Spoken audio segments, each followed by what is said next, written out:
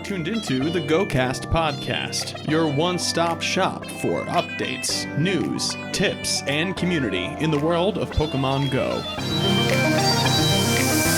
Thank you for listening. Talks about the sale of Pokemon Go are now official. Let's talk about all the details in Scopely. Debuts abound with a new Gigantamax, a new Mega, and even a new Bull. And more on this episode of GOCast.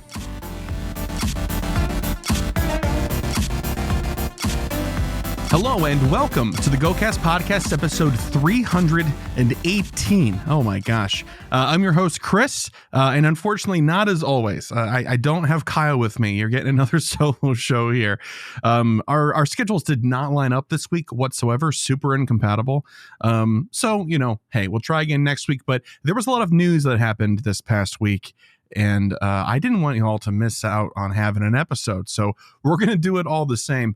Now, chiefly, I think, among the news that we're going to be covering today is something that we talked about, kind of briefly, not really in a substantive way, the past couple of episodes about the rumors surrounding and now the confirmation of the purchase of Pokemon Go, along with some other gaming titles from Niantic, by Scopely. And if you listen to it, Super Effective, we actually had a long conversation with this on the last episode that I guested on.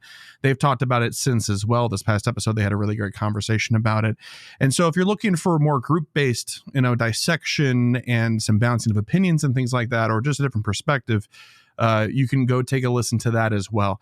I do intend for us to circle back with this because I think the conversation between Kyle and myself would be important, at least for me, I guess selfishly, because I want to hear what his thoughts and opinions are, and we haven't really had a good chance to talk about it. But we'll be covering it today, and I'll give you, my thoughts and feelings where I am, and I've had a few weeks to sit on this and think about it and talk with it with content creator friends and contacts and people I respect and admire. And so this will be a marinated thought process that I'll lay out for you once we get there. But first and foremost, hey, welcome in. This is GOCast. We do talk about Pokemon Go here, so we will talk about the Scopely stuff, but there is also plenty of exciting things happening in the world of Pokemon Go, event-wise and all that good stuff that we will cover as well. Upcoming this weekend, hopefully you're doing these while you're listening, is Totodile Community Day. I believe there's also a Mega Absol Raid Day happening this weekend. I'll have to double check that while we're recording here. So lots of exciting things going on. I hope that you have lots of luck this weekend with your events and all that good stuff. So like it was with the other solo show, what will happen here is I will be covering the news, which is usually my main role here on the show anyway.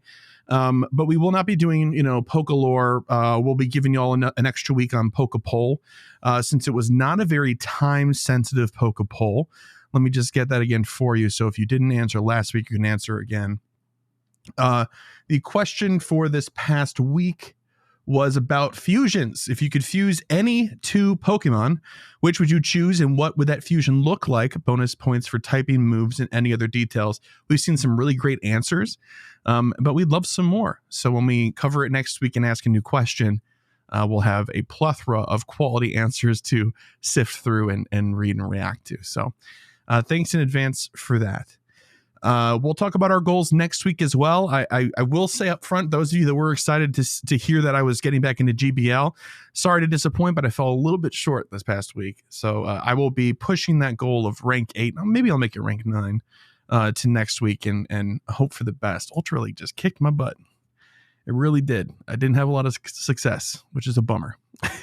But okay. Anyway, I think it would be a good idea probably if we moved into the news, because that'll be largely what we're talking about here today. Yo, what up? It's the news. All right, so let's just swallow the frog, as the saying goes. And if you're not familiar with that, it's a saying that basically means, if you do the most difficult thing first thing in the morning, if you have a list of things to do, like, walk to the store, call a friend, and swallow a frog. If you swallow the frog first, you won't be dreading it the rest of the day. It's a weird saying, but the lesson is still there. Anyway, let's talk about this Scopely update. This was posted on March 12th. This was right after we recorded last week. And this is on their website, so you can read this in its entirety. We're going to read a bit of it, and then we'll skim over some other parts where they sort of expand and sort of, ramble on about some other things that are important, but are not necessarily necessary aren't 100% required for our conversation purposes here today. So, trainers, I'm Ed Wu, and I have the privilege of leading the Pokemon GO team at Niantic. Today, I wanted to share some important news. Pokemon GO will be joining Scopely, a video game developer and publisher home to a wide range of leading games and talented teams around the world. As it's always important to me and our entire game team, that our community understands and is excited by the long-term vision for this game, I want to share why I believe a partnership with Scopely will be a positive step for all of you and the game's future. I'm going to pause there for a second. There's definitely some strategy to setting this up and sort of playing a little bit of defense at the beginning there. If you're not super familiar with Scopely, it is a company based here that is funded by an investment group from Saudi Arabia, is my understanding. But what is more, I suppose, directly pertinent here is that Scopely is a game development studio, which is different than Niantic. Niantic is not a game development company. They are an AR and, technology company. So there's a positive there in its own way. But Scopely's other games have some reputations. And some of these games chiefly are Monopoly Go, Marvel Strike Force, and Star Trek Fleet Command, I believe it's called. That's the one that my friend has actually played, Alex, who I've talked about on the show several times. But all three of those games, and I believe other games in their catalog as well, have a reputation for slowly but surely introducing more and more predatory and manipulative pricing strategies. So it cheapens the experience in an effort to get an extra 99 cents for you here, there, or $10.99 from you over there, or if you spend $500, we'll give you so much of this currency that you have to buy it because it's such a deal, right, for a digital currency or whatever the case might be. And there's a lot of that stuff. And Monopoly Go, while popular, is like a poster child for that sort of stuff. And there's a lot of concern around how that will affect Pokemon Go. Will we get an increase in ads? Will it cheapen the experience? How does Pokemon as a brand play into this? And how can we consider them in this new business relationship? There's a lot of interesting things to talk about and discuss when it comes to this acquisition, right? But let's continue with the article, and we'll keep our conversation topics moving along with it. First, Pokemon Go is more than just a game to me. It's my life's work.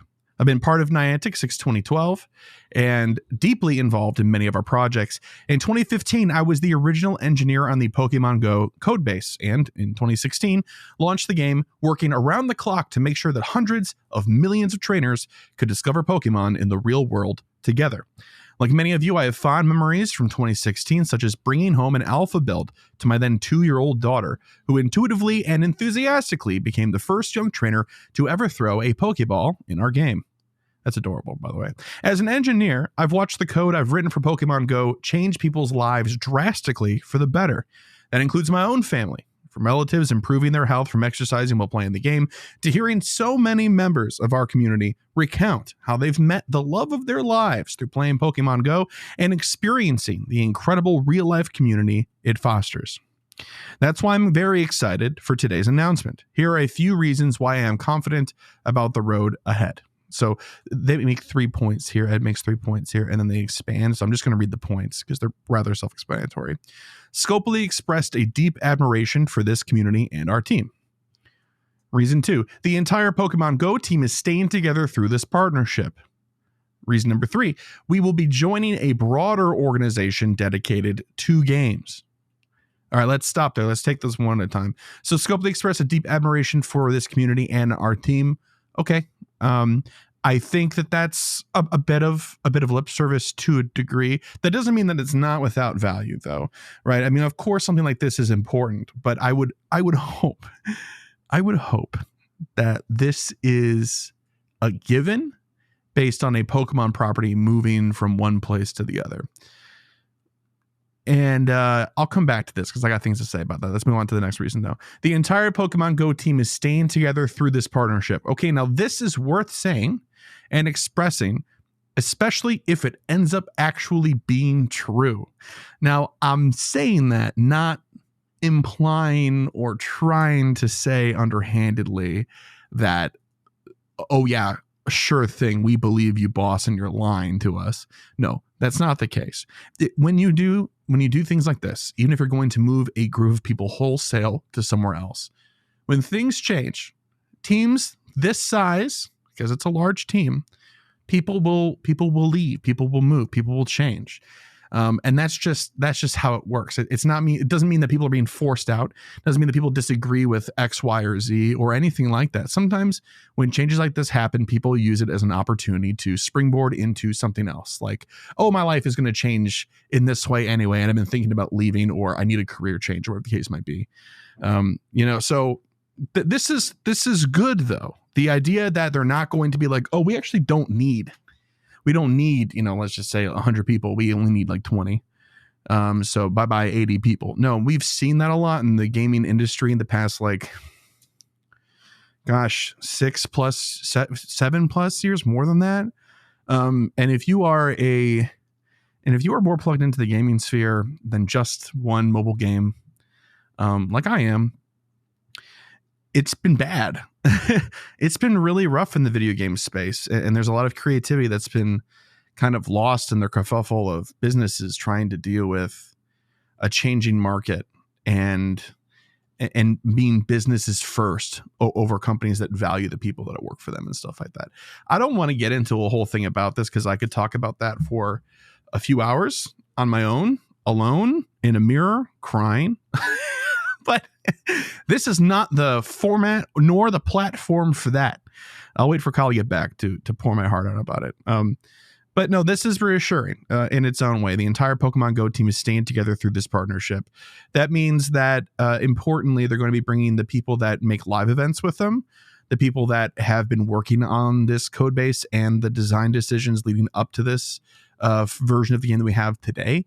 And that means that they're not retraining people, which is expensive. That also means that they're not having to bring on people that they aren't sure are actually as passionate about Pokemon and just want to work on Pokemon Go because it's Pokemon Go, right?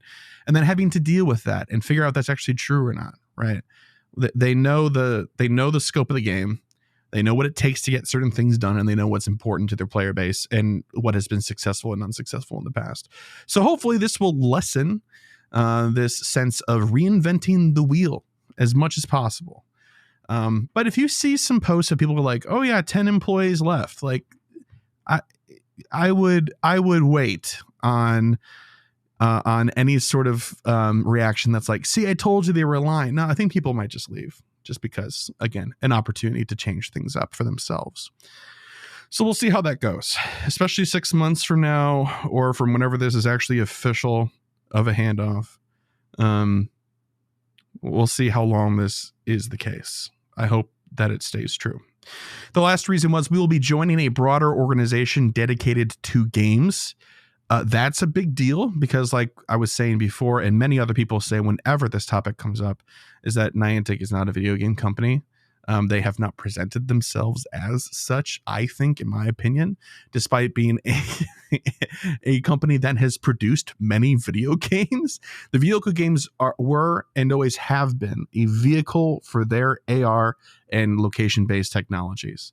There is a reason why Ingress was not on the list of properties that was acquired by or bought, purchased, whatever the case might be, by Scopely. Because Ingress has been their baby and will continue to be the testing ground for a lot of their tech, right? Peridot is also staying with Niantic, which makes sense because it covers a different wing of their tech that is not covered by Ingress with a bunch of AR stuff. So it all kind of makes sense at that 10,000 foot view, I think, about why these brands, and I should say it's Pokemon Go, Monster Hunter Now, Pikmin Bloom, and I think another one that I can't remember right now. Those are the ones that were purchased by Scopely. So basically anything that's a third-party brand was taken, and I imagine that is for a reason. I'm actually going to take this opportunity now to go back to the first reason that I said, because this is a good segue.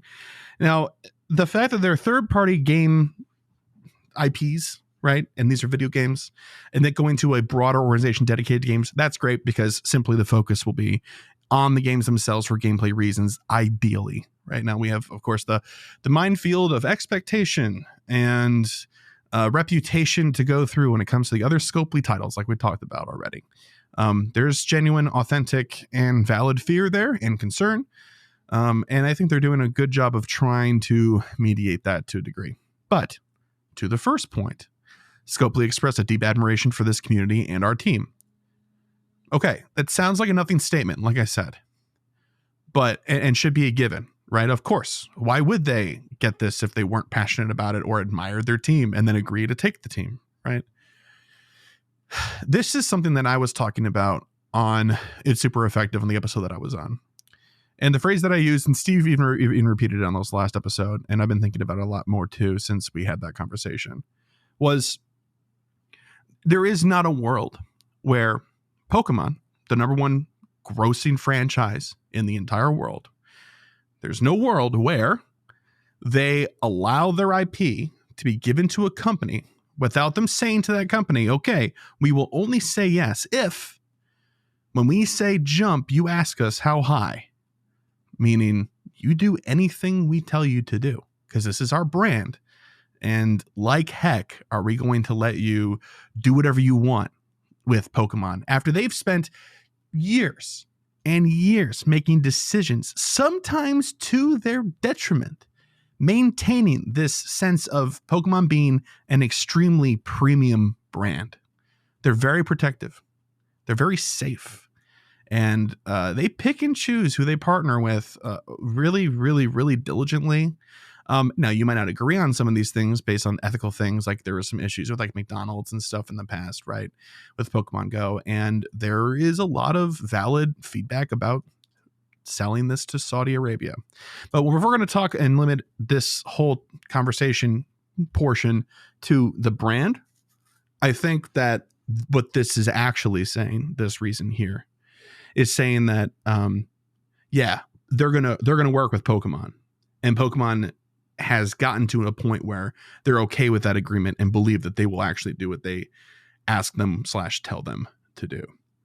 Now, this might also tip the hand a little bit here when we're looking at what was acquired and what wasn't. That only the third-party games that are owned by technically other people, the IPs owned by Nintendo or other brands or whatever the case might be, Capcom, they might have just been like, working with other brands and IPs and stuff was great and gave us a platform. And without Pokemon Go, we wouldn't be where we are, wouldn't have the opportunities we have to continue our work, yada, yada.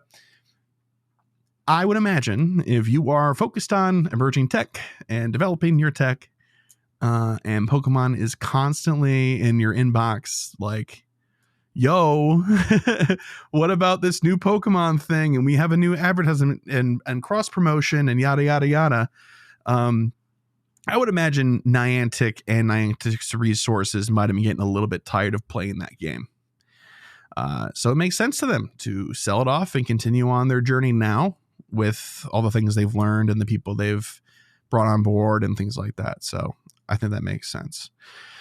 But to kind of combat some of the concern that I personally had about the cheapening of Pokemon Go with ads here and there, yada, yada, not having live events and things like that, I think them bringing the team over kind of quiets, I should say, the part of my concern that had to do with live events. That's cool.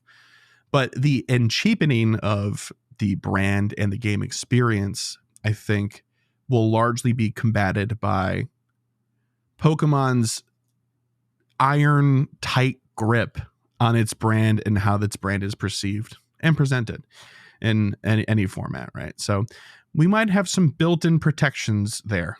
And so there's some comfort to be gained if you're really that concerned, like I am. Let's finish this out with Scopely's full commitment, experience, and resources. We're going to make Pokemon Go the very best it can be, with incredible battles for thousands of trainers at a time at our live events, and new ways to connect to your friends and community, all while remaining focused on the excitement and experience of discovering Pokemon in the real world. We've invested to empower thousands of community leaders and ambassadors who lead millions of trainers to play together in the real world, and Scopely is in full agreement that this highly admired program will be a priority to invest in together. The real world community that loves Pokemon Go will remain our guiding light in all that we do. And they have a nice paragraph here about how great it was working with TPC, the Pokemon company, and how they built the game together, and they're grateful for their stewardship and guidance, all that good stuff. And then says briefly, I won't say that Pokemon Go will remain the same because it has always been a work in progress, but how we create and evolve it will remain unchanged. And I hope that we can make the experience even better for all of you. I have so much gratitude for the incredible joy of serving hundreds of millions of trainers in our real world community for the past 9 years. And I truly believe the best is yet to come. Signed, Ed Wu. So there's that. I think the portion of this topic that has to do with community ethics and company ethics and, the culture of buying these companies up and who buys them, Saudi Arabia in this case, largely, that's kind of a personal thing. And I would do more research on it personally. You should do that because it's left a bad taste in some people's mouths. So yeah, I'm concerned that the game is going to be destroyed, or I was concerned that the game would slowly be destroyed or changed to the worse, but haven't seen any of that yet. And this seems promising, although it could have been written with me in mind as an audience member, you know what I mean? And people that think the same way that I do. So I guess we'll have to see, and we will see soon enough. All right, let's move on to our first new event here. Oh, and again, we'll circle back on the Scopely thing when we have Kyle on, because his input is always invaluable. And I'd like to hear what his concerns are, because he's also a big mobile game guy. So he can talk to this better than I can. And we'll see what he has to say. But anyway, this next event here is Embrace the Fuzzy Buddy Research Day. Another research day. This will be on Saturday, March 29th from 2 to 5 p.m. local time. So this will be next Saturday. Featured Pokemon event-themed field research task will award encounters with the featured Pokemon Teddiursa, Cubchoo, Pancham, and Stuffle, all of which can be shiny, and they have increased shiny chance for this. Other wild encounters include Sentret, Slackoth, Bidoof, Minccino, Bunnelby. Those all can be shiny as well. There's going to be a $2 paid timed research. You can complete these tasks, and you can select one of the featured Pokemon for a second timed research opportunity. So again, pick one of the 4, right? Teddiursa, Cubchoo, Pancham, and Stuffle. Those are indeed fuzzy buddies. I like the theming here. Note to Pokemon Go City Safari participants. Trainers participating in Pokemon Go's City Safari on March 29th won't miss out. The Fuzzy Buddy Research Day field research will take center stage from 2 to 5 p.m. local time. So if you were at that event and were worried about, those things crossing over or canceling out things, apparently they're aware, and they're going to make some efforts into making it just fine. And center stage, as they said. So there you go. Okay, let's move on to the next piece of news here. Discover Pokemon in various forms during the Stunning Styles event in Pokemon Go. Stunning Styles will run from April 3rd at 10 a.m. to Monday, April 7th at 8 p.m. local time. We will be getting the next installment of the seasonal special research story, the Might and Mastery special research story at this time. That'll be cool. Trainers can complete tasks to earn golden raspberries, cub food candy, and encounters with event-themed Pokemon, and more. The illustrious and more. You can claim this special research at no cost, starting on Tuesday, March 4th, and that runs through Tuesday, June 3rd, which is the end of this season. Special research story, A Striking Shadow. A Striking Shadow will be available to all trainers for free starting April 3rd at 10 a.m. local time. Trainers who complete the special research will earn an encounter with the mythical Pokemon Marshadow. If you have already accessed the Pokemon Go Fest 2024 exclusive special research, completing this new special research will award you Marshadow candy instead. The research won't expire once you get it. It's not timed, so just pick it up. And even if you already have your Marshadow candy is good. That's fine. There's value there. And it's something to do, which I continually make the case is offering value, even if it's tasks. I know Kyle's like, I don't want to pay more money to do more work. I don't know. It's gameplay. It is what it is. If you enjoy playing and doing stuff in the game, then, it is what it is. Event bonuses for this event are going to be 2 times experience for catching Pokemon, an increased chance to encounter shiny West Sea and East Sea Shellos in their respective regions. And there's going to be a debut. Now, this debut is actually pretty sweet. And if you played the Scarlet and Violet games, you already know. You're in the know. The Wild Bull Pokemon, Paldean Tauros, will make its Pokemon Go debut. There's going to be a combat breed, the Iberian Peninsula. The Blaze breed will be in the Eastern Hemisphere, and the Aqua breed will be in the Western Hemisphere. Now, this is sick because we kind of need more regionals, I think. As events have been happening and had featured Pokemon that were regionals, and as megas have come out and sort of made some regionals like Heracross and Kangaskhan a little more accessible than they have been in the past, it has definitely lessened the value and therefore exclusivity of several of these regionals.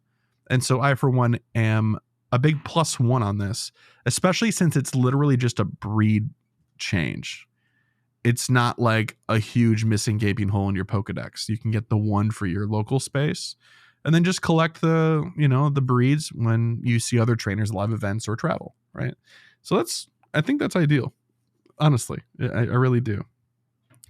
Wild encounters. The following Pokemon will appear more frequently in the wild. Additionally, cast form will appear more frequently in their respective weather conditions. So, spoilers. Cast form, sunny form, rainy form, snowy form, regular form. And then all 3 of the Burmese, the suite of Burmese. Plant Cloak, Sandy Cloak, and Trash Cloak. Yep. In raids, you'll be seeing different Pokemon in raids. You may even encounter Rockruff that can evolve into Dusk form Lycanroc if you're lucky. 1-star raids will feature the Shellos of the one for your region, either East Sea or West Sea. Esper and Rockruff, that's the same one that talks about having a chance to evolve into Dusk form. 3-star raids will feature the Tauros appropriate for your region. And then Decidueye or Hisuian Decidueye. That's kind of cool to see them side by side. Field research tasks. There will be event field research tasks available. Complete them to get encounters with event-themed Pokemon. There's going to be a free timed research that will give you 10 Cub Food Candy. Encounters with event-themed Pokemon, including Clamperl, Esper, and Morpeko, who was just mentioned for the first time. 1 additional candy for successfully catching Pokemon. Increased chance to get Candy XL if you're level 31 and up. And more. And more, they said. There's also a paid version, the US $2 or equivalent in your local currency. And that will get you 4 premium battle passes, 1 lucky egg, 1 star piece, encounters with Shellos and Esper, and more. The 4 premium battle passes are $2 in value right there. So, again, if you have the money to spend and don't mind spending it for whatever your personal reasons might be, the value's there. So I'm going to do it and do the activities. Yeah.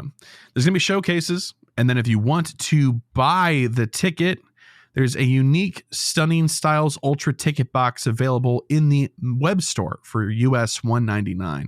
It includes an event ticket and 3 bonus max revives at no additional cost. So, like we've said before, if you're going to buy a ticket or items or coins, really, check the web store. Do the web store purchase because it'll end up giving you more money, more bang for your buck, I should say, value for your money. So there's that. Okay, we've got 2 more news pieces here, y'all, and then you can stop hearing to me ramble into the ether. Okay, don't sleep on this giant opportunity. Gigantamax Snorlax emerges in a new Max Battle Day. This will be Saturday, April 19th from 2 to 5 p.m. local time. Gigantamax debut, if you couldn't tell from the title of the event, Gigantamax Snorlax, which is hilarious. If you've never seen it, it's Snorlax laying on its back, sleeping, but it's got like a park and a huge tree on the top of its stomach. It's kind of like a Torterra looking guy. It's hilarious. Event bonuses: max particle collection limit increased to 1,600. All power spots will host Gigantamax battles. Power spots will refresh more frequently. 8 times max particles from power spots. 2 additional special trades. And in particular, from 12 to 5 p.m. local time on the 19th, April 19th, it'll be 2 times max particles from exploring and quarter adventuring distance to receive max particles. So lots of particles going on. I'm very particular about these bonuses. Time to research. Complete the time to research to encounter Dynamax Pokemon. There are strong contenders for battles against Gigantamax Snorlax. These tasks will also award candy and max particles to help power up your team. April 16th at 6 p.m. through April 19th at 5 p.m., it'll be Dynamax Machop. Now remember, Gigantamax Machop will be coming. It will be. Now, until then, you're going to get value out of this Machop because there's also another event coming up, which is Mega Audino. Oh, I think he gets fairy typing. Either way, there are several uses for a good Machop, but don't overinvest, or better put, before you invest, gauge how much you want to invest, knowing that Gigantamax Machamp will be coming down the pipeline eventually. Yeah, so just bear in mind, plan ahead, do all that stuff. None of this, oh, I didn't know. No, Chris told you. I told you. You're informed. Event ticket. There's going to be a $5 ticket. Time to research rewards include the following: 1 max mushroom, 25,000 experience. You also receive additional bonuses, 2 times experience from max battles, and your max particle collection limit increased to 5,600. Now that's a lot of particles. So there's that. And then there's a web store bundle for $4.99. Go take a look. And they talk about max mushrooms for a bit, but you know what those are and you know how they work. And if you don't, doubles all the damage you are doing in Dynamax and Gigantamax Pokemon in max battles. You can use multiple mushrooms. They're kind of expensive. They're rare. And yeah. And then they just say, hey, use Campfire to find friends to play with. Hopefully you know how to do that. If you don't, maybe we'll talk about it in a Gear Up section because it's been a hot minute. It'd be nice to kind of revisit Campfire. Okay, that's kind of it. Gigantamax Snorlax is cool. And if you like Snorlax, which you should, who doesn't like Snorlax? ?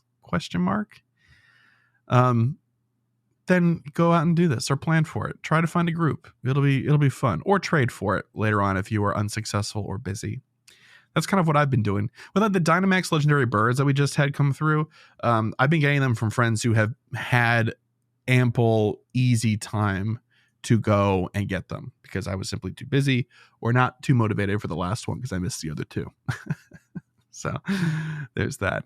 Alrighty, let's talk about our last new piece of news here. And this event actually is happening before the last one. So this is Mega Audino Raid Day, Saturday, April 5th from 2 to 5 p.m. local time. This is a debut of a Mega, not a Gigantamax. So I know this is a lot of moving parts, a lot to keep track of here, but this is a new Mega. Mega Evolved Audino is making its debut. Event bonuses, remote raid pass limit increased to 20 from Friday, April 4th, Saturday, April 5th at 8 p.m. Receive up to 5 additional raid passes, increased chance of encountering shiny Audino from mega raids. This is pretty standard fare. Again, like I say every time, you can actually do 40 of these if you do 20 on the 4th and then 20 on the 5th with your global friends, right? So there are ways to eke out more, twice as much, actually. Attack availability updates. It's going to be learning Moonblast, which is a charged attack that has 110 power in trainer battles and 130 power in gyms and raid battles. There's going to be a $5 event ticket where you get 8 additional raid passes for a daily total of 14. You get extra rare candy XL, 50% more XP from raid battles, and 2 times Stardust from raid battles as well. And as we say every single time, if you intend on doing 14 or more raids and you can buy the ticket, it is worth it. It is hands down worth the money. You get more passes for the same amount of money you would have bought them for anyway. And the bonuses are huge. So yeah, that one's unfortunately a no-brainer if you intend to actually play all those raids. Timed research. A free timed research opportunity will be available during the event. Complete the timed research to earn the following rewards and bonuses: 10,000 Stardust, 1,000 additional Stardust for completing the raid battle for a total of 2,000 Stardust, 3,000 with the event ticket, and more. And then there is a ultra ticket box in the web store for $4.99. Go take a look. It gets you a bonus premium battle pass at no additional cost. How kind. Thank you very much, Pokemon Go. Now, I don't believe Mega Autono is actually that great. I don't think it's definitely not up there on DPS. I think Moonblast gives it some more kick, definitely a little bit more bite than it had before, but I don't think it's really breaking any charts. Now, normally I'd throw this over to Kyle, who would give me a more informed opinion as he's like looking up charts and things here. But we've done this before. We've looked ahead at Megas, and I don't think, based on what I remember seeing, that Moonblast is even going to get it close to a meaningful change. But it's a new Mega, and it's cute. I like Autono. Autono's fun. So Mega Autono is just like mega fun. You know what I mean? You know what I mean. All right. So that's going to do it, not only for the news, but also for this episode. So thank you all so much for tuning in and listening. I apologize, it's a little bit shorter this week as it's just me. But you know, it is what it is. And we'll be back next week with more, with Kyle, hopefully. And so we'll do the usual sections and all that stuff. We'll have to talk about Mega Autono, I think. That would be awfully fun to discuss and cover. Anyway, thank you for getting all the way to the end of the show here. If you'd like to send us an email, you can. We usually have an email section. You can send that to mail@gocastpodcast.com. You can also call our voicemail line by calling 262-586-7717. Follow us on X and Threads at GOCast Podcast. This is where we post like our Pokeball questions and interact with people there and stuff. So go follow there. We are also on YouTube. Hello, YouTube. If you're watching the video version, please take a moment to subscribe and like the video. We're trying to hit 1,000 subscribers sometime this year. And since I mentioned it last episode and in the Discord server as well, we've had a lot of people sub. So thanks so much. Really appreciate y'all. We made some good progress. Thank you. If you'd like to help support the show for like $1 a month or whatever you feel like giving, please do it through Patreon. That's called patreon.com/GoCast Podcast, or just search for us. We have great SEO for whatever reason. And as little as $1 a month gets you access to our patron exclusive Discord, which is like the coolest server on the internet. Fight me on that one, please. Speaking of patrons, big shout out to our elite trainer tier patrons. Thank you to Bo, Daniel, Lori, Michael, Ozzy, Arkham, Marvin, and Mimi, Sfor, Rusui, and Ryan, Thayer, Jason, Justin, Charles, Moddersley, William, Brandon, Ethan, Stephen, Nick, our favorite listener, Drew 2, Camo, the Ugly Rock, Jacob, Victoria, Sailor, Memorandums, Nabil, Tish, Jacob, Matthew, Don, John, Paul, Micah, Sean, Dave, and Nessacal. Thank you so much for your generous support and for helping us keep the digital lights on. And if monetary support is not in the cards for you, or you'd like to help out in some additional way, please consider leaving us a review wherever reviews are, well, I guess, accepted. So please do that. It's free for you. It takes you just about a minute, and it really helps us out for discoverability and all that good stuff. Okay, this is normally where we would do goals and then end, but I got to talk to Kyle about my goals next week, but I guess I'll spoil some of it. I got my 2 shiny Archon. I did. It was great. But I didn't do the GBL rank 8, so you win some, you lose some. Okay. All right. Enjoy your Totodile Community Day Classic this weekend and Absol Raid Day, if I did not misremember that. Good luck, and we'll see you next week, hopefully with new shinies in tow. Until then, bye-bye.